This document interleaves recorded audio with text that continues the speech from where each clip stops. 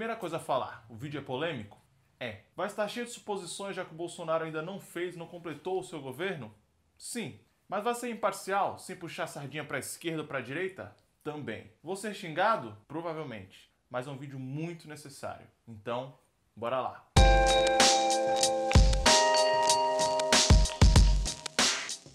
A pergunta que não quer calar, meu povo. Bolsonaro é fascista? Vai saber. Olha, para responder essa pergunta, faremos o seguinte. Pegaremos as principais características do fascismo e suas estratégias e compararemos com as propostas e falas de Jair Messias Bolsonaro. Outra coisa importante para falar. Eu sou professor de História e existe muito preconceito com professor de História. Em partes com razão. Dizem que somos de esquerda, MST, CUT, assim vai.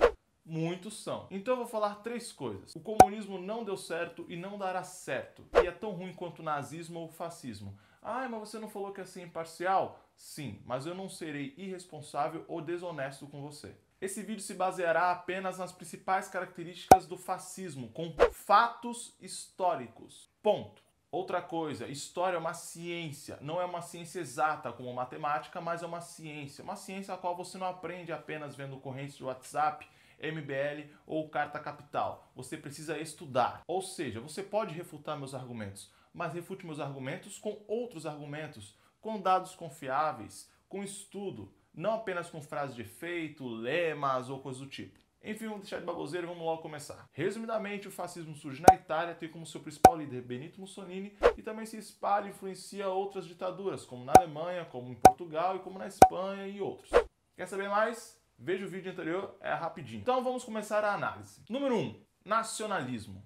Brasil acima de tudo, Deus acima de todos. Nacionalismo nada mais é do que uma ideologia patriótica, de servir se necessário, de sacrificar-se se necessário, à nação.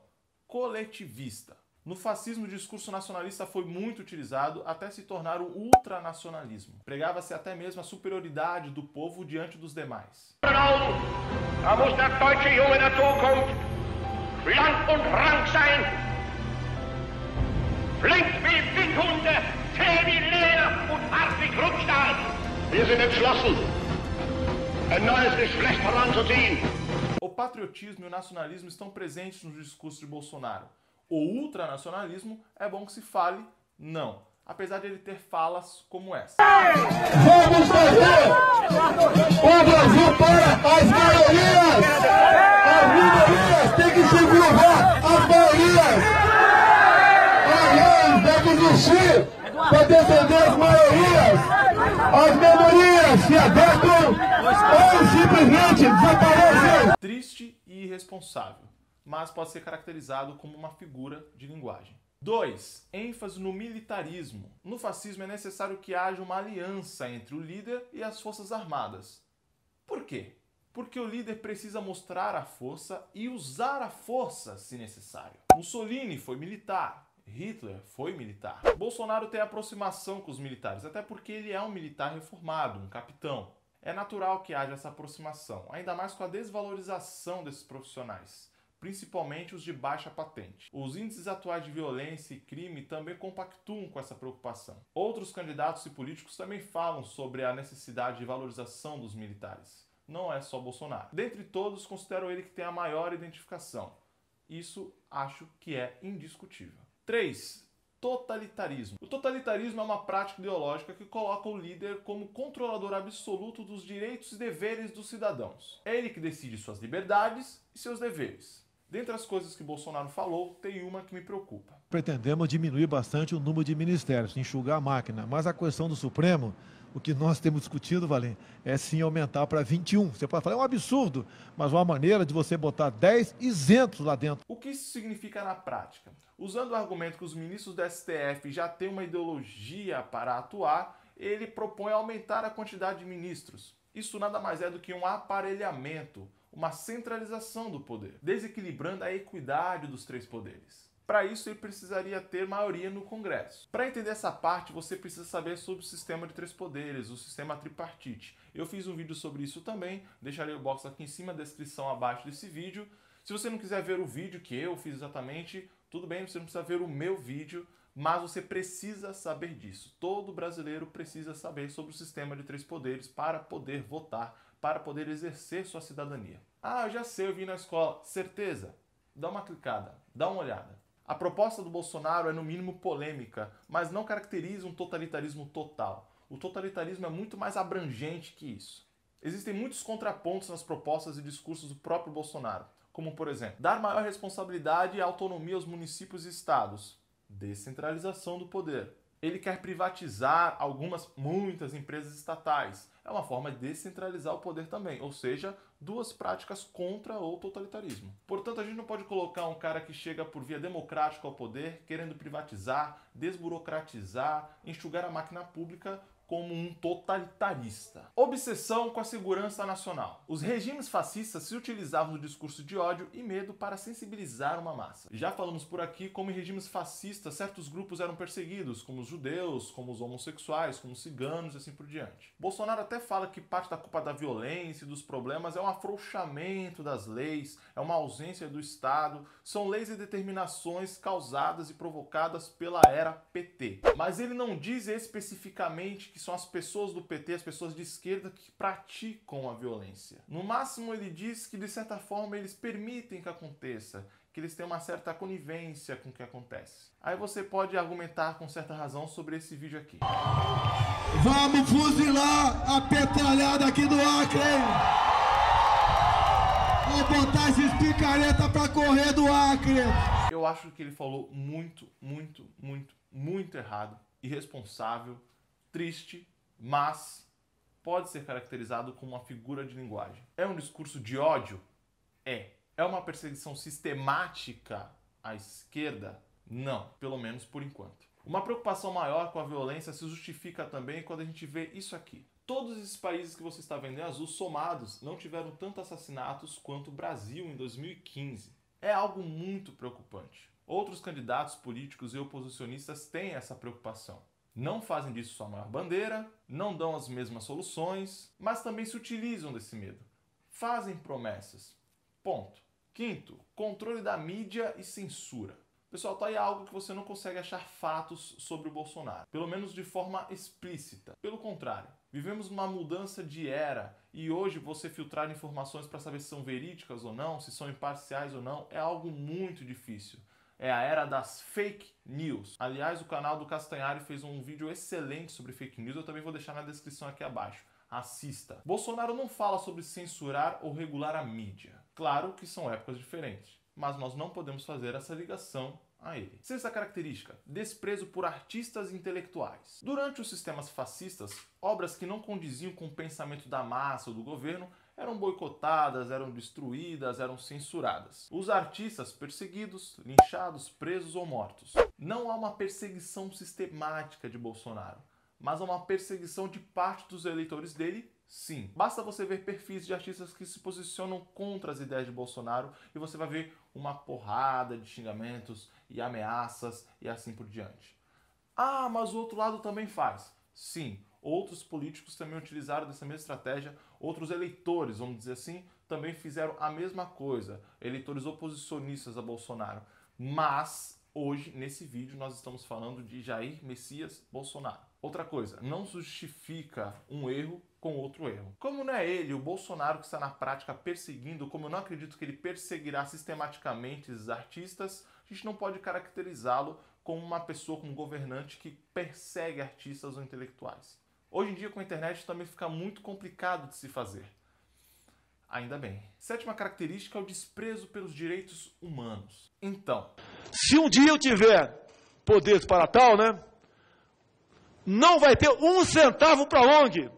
Um centavo para qualquer órgão relacionado a direitos humanos. Como hoje há um descrédito com as instituições públicas e uma impunidade muitas vezes com crimes violentos, corrupção e assim por diante, esse discurso ganha voz. É óbvio que é necessário que haja força policial. E a força policial, obviamente, usa também de violência. Ela também é alvo de violência. Ah, temos a polícia que mais mata no mundo. Sim, mas também temos a polícia que mais morre no mundo.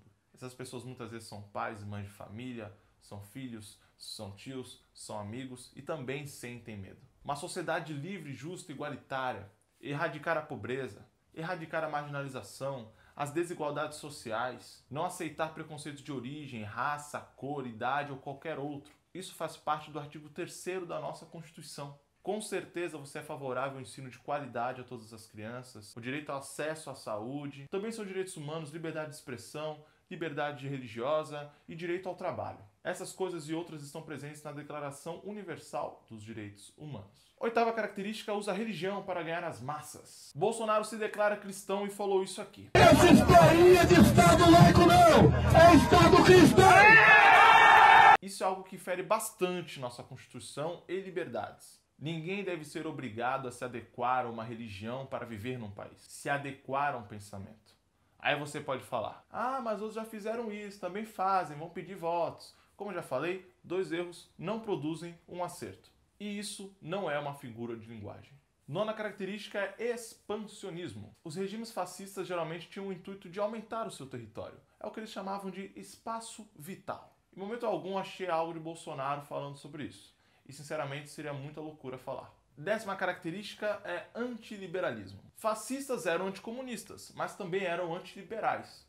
Como assim? Eles eram contra o livre mercado, mas eles eram favoráveis à iniciativa privada, à concorrência, à propriedade privada. Por isso e outras coisas são considerados de extrema direita. Mas essas iniciativas deviam servir ao interesse da nação, na verdade do regime. Interesses diretos ou indiretos. Se não, tchau.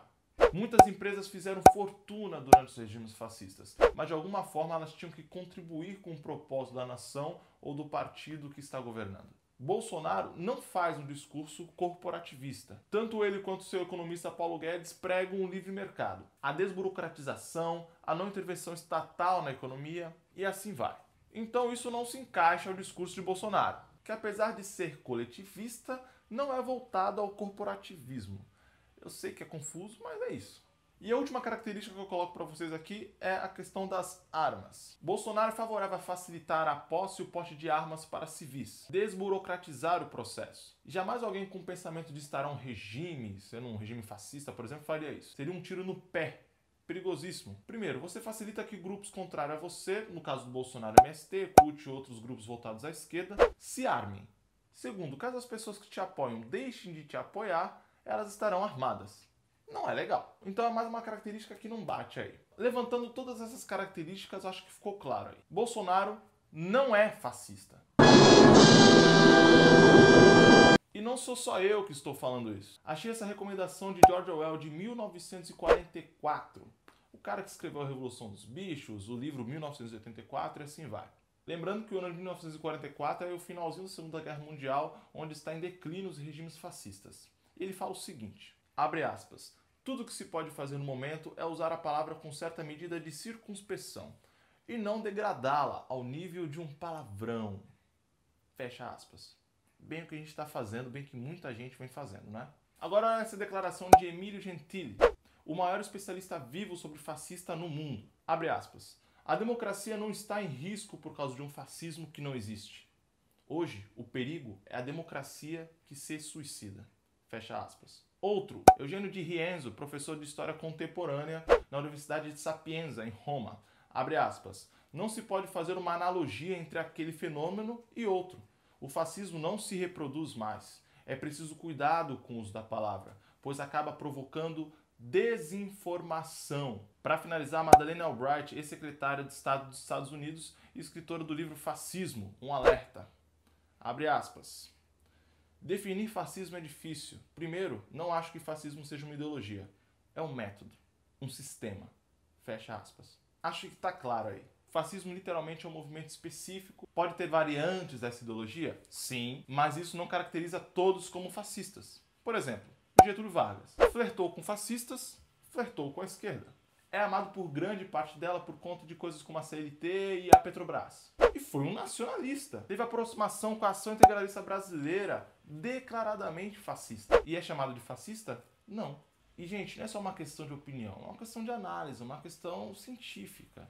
E é muito bom fazer isso utilizando uma imparcialidade. É claro que não existe uma imparcialidade 100%, mas tente ser o mais imparcial possível. Sempre se pergunte se você está sendo imparcial ou não. Por exemplo, agora eu não vou ser mais imparcial. Eu, por exemplo, não acho Bolsonaro a solução para o nosso país. O considero mais um querendo surfar na onda anti-PT. Entendo quem votou no cara e o elegeu por conta da crise que estamos passando agora e por suas questões econômicas. Talvez, economicamente falando, ele seja uma saída melhor, não sei, você pode discordar disso também, mas eu não consegui votar nele pelas coisas que eu coloquei aqui, e outras também. Mas pare de disseminar que ele é um fascista. Se é contra ele, você deve lutar democraticamente caso ele cerceie alguma liberdade sua, caso ele cometa algum crime. É seu dever também como cidadão tentar, de alguma forma, acompanhar. Como dizia Maquiavel, todos veem o que você parece ser, mas poucos sabem realmente o que você é. Para melhorar, temos Sun Tzu, autor do livro Arte da Guerra, que eu recomendo demais vocês lerem isso aqui. Um livro milenar que serve até hoje. Conheces teu inimigo e conheces a ti mesmo. Se tiveres 100 combates a travar, 100 vezes será vitorioso. Se ignoras teu inimigo e conheces a ti mesmo, tuas chances de perder e ganhar serão idênticas. Se ignoras ao mesmo tempo o teu inimigo e a ti mesmo, só contará teus combates por tuas derrotas. Ou seja, ele está falando que é muito importante saber quem você é, mas também é muito importante saber quem é o seu inimigo. Na verdade, a gente chama aí de adversário. Não estou falando para vocês promoverem guerra não, tá? Mas se você quer combater uma ideia, você deve conhecê-la profundamente. Talvez você até mude de ideia. Ou não. Para isso, o que você precisa fazer? Estudar. Se você é favorável às ideias do Bolsonaro, eu digo mesmo, estude. Tenho certeza que tem pessoas que discordam de muitas falas e posicionamentos dele, mas votaram por considerá-lo uma opção melhor do que do PT. E eu as compreendo, mas estude. Você não precisa concordar com tudo que ele fala ou não mudar nunca de opinião por causa de uma autoafirmação. Você não tem essa necessidade. Combata o que você enxerga de errado nele também. Qualquer coisa que fira a sua liberdade ou do próximo, qualquer coisa que possa promover injustiça. E como a gente faz isso? Estudando. E estudar, eu digo você ler livros, eu digo você pegar artigos, não apenas no WhatsApp. Vídeos de YouTube ajudam muito, mas são, em geral, superficiais. Até esse vídeo mesmo é superficial, se você comparar com uma obra, com artigos científicos, com livros. Esse foi o vídeo, é polêmico, mas é necessário. Espero que vocês tenham curtido, uma muita boa sorte pra gente a partir de agora. Compartilhe na sua timeline, discuta. Eu desafio você a comentar sem ofender a ninguém. Aliás, eu também desafio você a compartilhar sem ofender ninguém. Vamos nos unir, vamos ter empatia, compartilhar ideias, sermos compreensivos, não utilizar de ironia ou sarcasmo. Não é hora para isso. Então, até a próxima e tchau.